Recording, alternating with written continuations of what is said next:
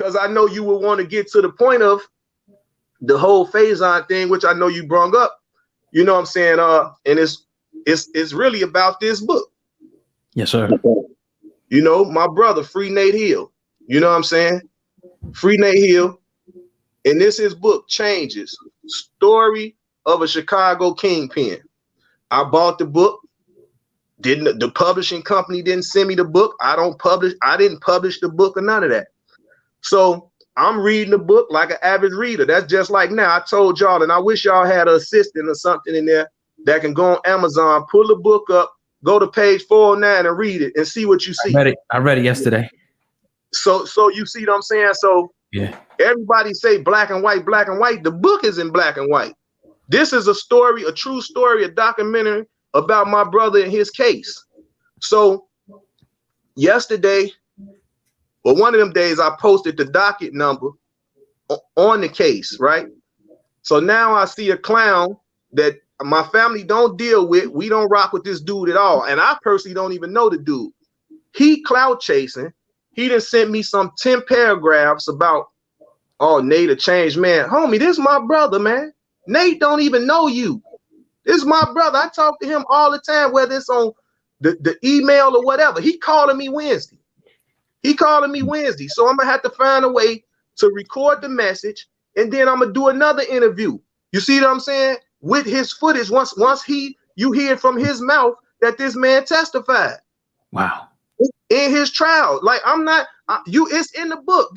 They act like, bro, I'm just saying, keep it 100, y'all. If you see a documentary, if you see a book like this of what it says and what it do, this is public information, bro. It's public information. So at the end of the day, I put the docket number up there. Now I'm gonna put Rodney Ellis, which is our cousin. I'm gonna put Rodney docket number up there as well. When you finna see Rodney Ellis docket number, it's gonna break all that down. That he was in the courtroom testifying. What he said he didn't do. Overall, it's Nate's case. The whole case is Nate's case. Mm-hmm. You see what I'm saying? So so I put it out there. I read it. I say, damn, 409. So everybody I ain't gonna say everybody, but a few people like, man, well, this your brother. This case happened because he want to lie and say 25 years ago, whatever. So you trying to make an excuse. I don't care if it was 50 years ago. You testified against, bro. You testified against the case. You didn't testify for the case. That makes you a rat. Period. You can plead the fifth. You have the right to remain silent, man. So my conversation is to these youth and these kids. The first thing they say, you have the right to remain silent because anything you say can and will be used against you in a court of law. Period. Now, that's reading your Miranda rights. So since you read the book, while we going live, what do you got the book with you? I don't have it. I actually seen your video when you was going through the book, and you showed it and you read it out loud. See, and I'm tired of it keep being on me. I want other people to read the book and read what I read and read what I spoke on the live. And I would do it again. I ain't tripping. I'm gonna go right here to 409. See, because when I was looking, I did see, like, for some odd reason, it was looking kind of blurry or something. Mm-hmm. So I didn't know what was going on. So even like right now, I'm not gonna know. See, this is y'all so far back, and I got two screens, so I don't even know which screen to put it on. I mean, it's in the book. You know, if you read it out the book, we believe you. You know. Okay, so I'm gonna go right here. Okay, I'm gonna go right here. I would not beg and plead for my life. I had been in segregation for over a year now. The trial date was set for March of 1999. As the days passed, I studied the transcripts of the prior trials. It was here where I learned the craft of cross-examination. In the government's discovery was Mc Eiht's grand jury testimony and his trial testimony. against my cousin Rodney Ellis. I found it very funny that he could rap all the gangster shit to the world, but then get on the witness stand. MC Eiht had told the grand jury that I had given him $100,000 for his role in the movie Reasons. The government had also spoken to Lisa Ray, but she kept it official. She had more balls than MC Eiht. Now what's the you feel me? Like, what's the problem? I'm not the publisher. This my brother's testimony. This his book. This his documentary. This about him. This ain't got nothing to do. This his stuff. You see what I'm saying? Mm-hmm. So Eiht just upset because it's people that, you know, like they say, what goes on in the dark gonna come to the light. And you know the saying that your past can one day haunt you. And this is what happened. His past came back to haunt him. Why he son? You talked to his son. I seen that too. Nate Hill's son. Yeah, I put my nephew on there. You know what I'm saying? Right. And see what they don't understand. Even my niece, one of his daughters, she like a lawyer, paralegal. So she gonna pull it, all of it. So what I'm finna do now, I'm gonna post Rodney document. You see what I'm saying? I'm gonna post Rodney docket number. And what I just read from the cross-examination when Rodney was in the trial, that's what you reading that from. Overall, it's Nate's case. It's his case. He's the big dog. You see what I'm saying? Yeah. And as you see and read what he just said, those are his words. So I don't understand how nobody can get upset at me for reading a book and explaining to y'all what's in the book for those that ain't read it or whatever. I was only in the process to have I got the life rights, the life rights to the story, along with my nieces and nephews to put a movie together and a TV series together. I'm not on no book tour. How I'm gonna be on the book tour and it's his book? He gotta, you see what I'm saying? Now we can work in his behalf because of course he's fighting life. So my main concern is for him to get home. I'm out here working with these activists, you know what I'm saying, and city officials to help, you know what I'm saying, with the prison reform, First Step Act to help so bro can come home. You see what I'm saying? So that's where we at with it now. Like, we hoping he come on out the door. This wasn't about no beefing. This wasn't about nothing with no gang banging. This ain't had nothing to do with all this that they illusions that they putting around the fact that this man testified. The only I done just what I done right now. Read that publicly. Now, Nate Hill's son, did he confirm that he seen MC Eiht at trial pointing people out? Yes. Okay. Yes. I did see that on Instagram. And something that Eiht posted, because my other nephew David, he just called, and Dave was like, he said I'm in his comments on something, telling him, don't you see my name, David Hill? I'm telling you that everything that Jojo, that Unc saying is 100% true. He's saying that in all the comments, but I don't know if it was on a YouTube link. I don't know if it was on Eiht Facebook, on Eiht Instagram under his comments. I don't know where it was, but he like, don't y'all see my name? My name say David Hill, man. I'm telling you that everything. So look, now this David doing that, I didn't even know David had done that. You see what I'm saying? So at the end of the day, I posted Nate docket number. I'm gonna post Rodney docket number. And all what you just read in that book is what you gonna see. So now I'm gonna see what they say then. Not only that, Nate gonna call me Wednesday. So I gotta film that, him admitting, saying this, telling his story. What they gonna do then, bro? That's all. Like, what they gonna do then? What they gonna do? You feel me? Come on, man. Like, they act like I just woke up out of nowhere and spoke on this man's name. That ain't what happened. I'm just so happy I'm going live. I'm just so happy reading the book. like I said, I listen to the music. I wore khakis.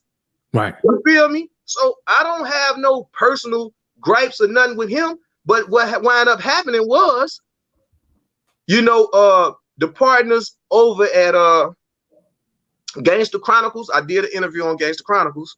You know what I'm saying? And the talk was we gonna do interview. No, we gonna do a Gangster Chronicles Midwest. Oh, okay. So I'm like, cool. So now within that, it's like we're gonna do a Gangster Chronicles Midwest, and it came to my attention that, hey, and we gonna pull MC Eiht on. And I say, no, the fuck you not with me on it. You see what I'm saying? He a rat. Damn. That's how it happened. So that's exactly how it happened. And I sent them the book. I sent them the page to read in their own words. Of course, on Instagram and your text message, you can see once the person read it. Yeah. But it was they had done, probably shot their pilot. They didn't already shot their photo shoot. So it's like, damn, man. You see what I'm saying? So I can understand that's just like y'all doing y'all podcast and you like, we gonna get an office in downtown. So y'all shoot a video, y'all shoot a photo shoot and all that. And then somebody call you and be like, man, yo, bro, man, he ain't right. He testified. Mm. You in too deep. You like, oh, damn. You know what I'm saying? So now is you gonna continue to work with this rat on something that's called the Gangsters Chronicle? Like, what is we doing here? So change the name or something. You know what I'm saying? Change the name, bro. Change the name. Now, did you hear Mc Eiht's response and him trying to clarify? He right in his opinion. He can't clarify. That's why in my comments when he was going back and forth, he laughing out loud and he want to put out, it's 25 years ago. Who does that? Who gonna keep saying that?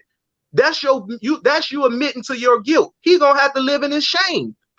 Simple as that. He have to live in his shame, bro. If it was either one of y'all or me, we would have to live in our shame. So the book pointed out that you testified. I told your boss, who you working for, that I'm declining to do anything with him involved because he's a rat. I sent him the proof of that. And then they continue to still feel like they're gonna work with him. So cool, I ain't tripping. Shit, if I'm trying to do a podcast, I'm trying to be Joe Rogan. Talk about it. Shit. So at the end of the day, so he gonna get on here. Oh, he mad because he ain't doing the podcast. I got the Code of Conduct podcast with me and Willie D, Steph Belafonte. That's us. And we had some honorary guests before that: King Erna, Bosco, and Hocus 4/5. Shout out to Hocus. Shout out to our man Willie D in the building. Yeah. You see what I'm saying? Willie D got 500,000 subscribers. I'm not a YouTuber, bro. I'm the person that the YouTubers come to for interviews. That's who I am. So at the end of the day, because of my life and because of my stories and people that I've been around and all this, and if we talking about hip hop, I'm a big dog in the game. You know what I'm saying? In my own right. And my little brother calling in right now. 15 years on the Larry Hoover, the GD case. Mm. I'm pulling up because when I get off this interview, I got to pull up on him. Call you when you can. Okay. Doing interview. Hold on. Okay. In the building with Jojo Capone right now on the podcast. Make sure you hit that like button. Yeah. That subscribe button, that notification bell. You're in the building with the realest. You already know. So salute to my little bro Roro. You know what I'm saying? And salute to Gunsmoke Pooh. He just came home too. So if y'all see, salute to Shorty Bible, salute to Too Short, salute to Crusher. A lot of the guys is coming home off that case. So like I said, I'm running around here fighting for prison reform. And they fighting against me for dudes that put them in that put us in prisons. You see what I'm saying? So you see how backwards it is? I'm fighting with these activists and politicians to help change these laws that's against us. Mm-hmm.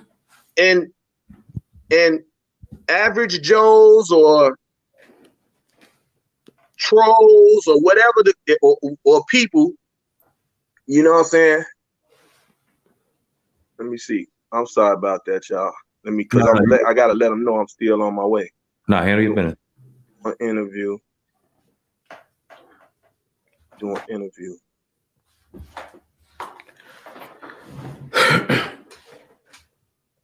Straight to you after. See. No doubt. But yeah, man, here with Jojo Capone, man, on the Hip Hop Uncensored Podcast. Share this shit with a friend, man. This is the fire I've been waiting for. Indeed. So I just heard of Nate Hill's name when Faizon Love said what he said. And then I started doing my research and finding out who the man was. I would love to know and give a little more of a genuine perspective, not reading it out of a book, but someone who knew the man personally on who Nate Hill is, if you don't mind. And to be honest, like once again with the book, somebody that was hard driven, giving, into race cars. That's his love. He loved race cars. You know what I'm saying? We had the low riders out here from LA. We flew, bought low riders and brought them to the, had them through the hood. Cause you can see that on TV, but you didn't see that in person. You see what I'm saying? So we got race cars, low riders in the hood. And it was like a show for the children.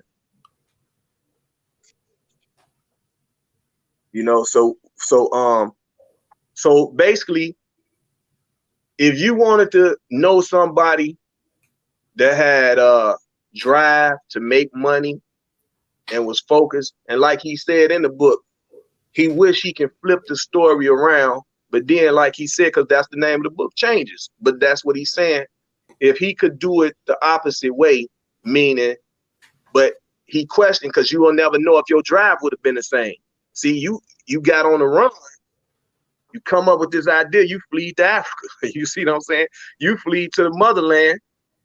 You come up with seven or so coffee plantations, and now you one of the number one coffee bean suppliers in the world. While you were FBI top 10 most wanted, that's crazy. And you doing this shit. You feel me? Mm-hmm. So it's like, to me,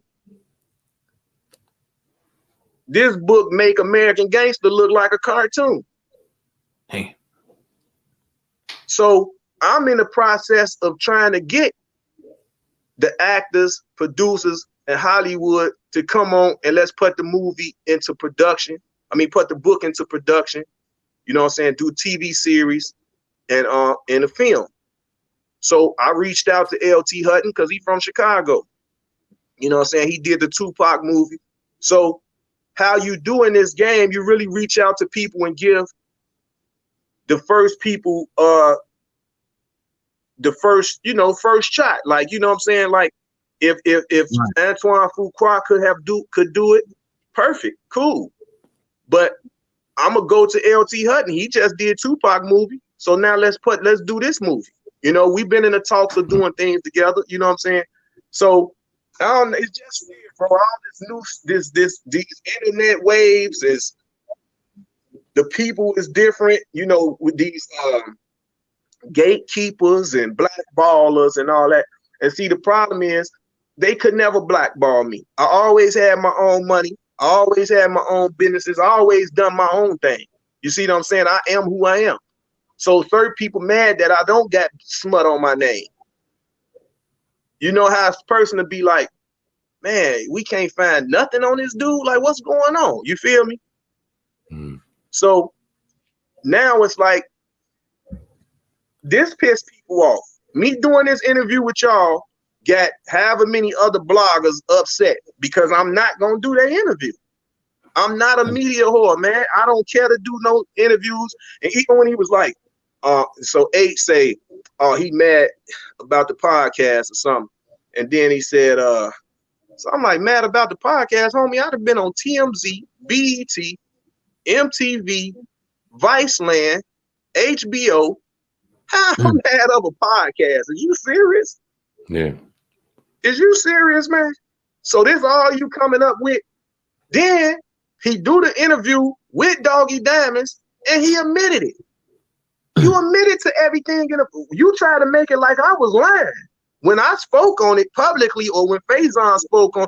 So basically, he looked at it like I basically backed Faizon up. Like Faizon read the book, Faizon put it out there, and I backed him up. He not lying. I said it's a true story. That's a true story. Then I seen him do an interview with Boule and Kev, asking him about how he feel about 6ix9ine being a rat, and James Brown danced around it. Of course he is, cause he a rat. He ain't gonna say nothing, cause he know bitch now would have got on his ass. He with them people every day. They pulled up all the documents on his ass. Then when I post the pictures and I post the interview with Nephew on there, then I get the DM. I get a DM. Oh, he snitched on me in '89. It was some pistol play. And he snitched on me from the other room. So you know what I done? Screenshotted that. Yeah. Put it up. You know what I'm saying? I ain't throw the person under the bus. I put it out there though. I say, you see what I'm saying? I say you need to go live with me and speak on shit like this, because I don't want people to keep feeling like I'm picking on this dude. 1 minute, if you're gonna be a civilian dude, or you this Crip that you claim to be, which one is it gonna be? You can't. Now that I'm on his heels, everybody want to say he a civilian, he a rapper and an actor. But every chance he get, he gonna tell you how much Crip he is. Like, come on, bro, it's too much, man. You know, it's too much, and it's like I say, you got a favorite actor, you got a favorite rapper, and people don't like when they get exposed for some odd reason. I don't know. The gatekeepers don't like that, because they feel like it's bad for their business. It can cripple their business. And it wasn't even so much about that. Like I told them, it's for the youth. So be a good advocate, Eiht. Stand up to the plate and say, hey, I made a mistake for mixing and mingling with street dudes, when in reality, all I wanted to do was be a rapper and an actor. So with me mixing and mingling with street dudes, it came to a point where I got caught up in a federal investigation. I had got called in on a grand jury to testify against the defendants. Because if I didn't do that, the feds told me that they was giving me tax evasion. All this came out his mouth though, and that's what's crazy. It's like he said it himself, and y'all still tripping. I had to cut the heat up on him for him to tell the truth, because at first he was trying to make it like I was lying. Then he do the Doggy Diamonds interview and tell the truth. So which one? What's happening? Like I told him before, the man was Michael Jackson Prince dancing. Let's talk paperwork real quick. Is there any paperwork out on him that confirms that he? Yes, I'm finna post the docket number. Soon as I posted the docket number with Nate. I'm finna post the docket number of Rodney Ellis trial. I'm gonna read it again. I'm reading it to you. This the paperwork right here. I'm reading it to you. Listen, this the docket. This it right here. This it. What I'm studying. I'm gonna read it again. This is the document. This is it. I'm reading it again. This Nate's words about his case during Rodney and him trial. This is what it says again. In the government's discovery was Mc Eiht's grand jury testimony. So I'm gonna slow it down. In the government's discovery was MC Eiht's grand jury testimony. That means you testified in the behalf of who? The government. It don't say in the defendant's case. You see what I'm saying? Like you're not testifying on the behalf of the defendant. If you was testifying on the behalf of the defendant, his outcome would have been how Lisa Ray outcome was. But you see what it says? You see what the outcome says? The government had also spoken to Lisa Ray, but she kept it official. She had more balls than MC Eiht. Big bold letters. Do I move the camera? Do y'all want me to still try to put it down here? Like you want me to flip the camera? Try to. All you gotta do is just if you put the book up, like straight up, we should be able to see it. I think. Like, okay. Like all the way up to the screen. Closer. Just leave it there. Yeah. Oh, right there. If you leave it right there for like a good 15 seconds. We can always screenshot it, but let me see. I did see you reading it yesterday. I've seen you on Instagram. So I see it. Yeah. I carefully reviewed Lauren's testimony, and of course, it was full of lies. No, up. You got to go up. Okay, yeah, bring it down then. See. All right. Let me Damn. See, it's the second paragraph. Can't read it out real too good. Well, okay. So there you go. The government has also spoken to Lisa Ray, but she kept it official. She had more balls than MC Eiht. But go up, bro. Go up over that. As soon as when he said the trial started in 99. He's talking about 25 years ago. Can't see that, brother. Could you see? If you got to bring it down more. The last line I'm saying is the government also spoke to Lisa Ray. Okay, hold on. I'm picking the phone up. Fuck that. Hold on. Yeah, that's a little stronger than my eyesight. Let me see. All right. Now. All right, right there. Leave it right there. Leave it right there. Bring it up a little more. Bring it up a little more. A little more. Okay, I think I got it right here. All right, that's what. Leave it right there. Yeah, leave it right there. All right. I would not beg and plead for my life. I had been in segregation for over a year now. The trial date was set for March of 1999.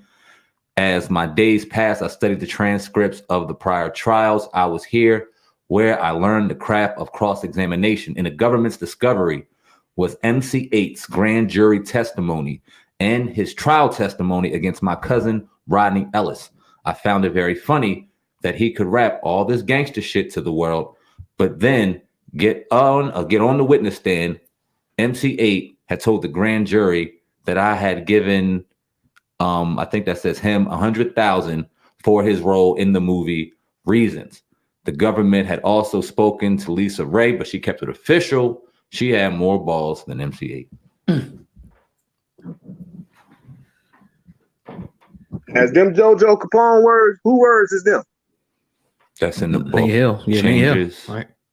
Story of Chicago Kingpin. Let me pull that up again. Who words is them? Hold on. Yep. Page 409. Damn, my fault. So why is there people on the internet pretty much running around now saying they got the paperwork and his MCA's name's not in it? I've seen that. Because see, I love they bit the bait.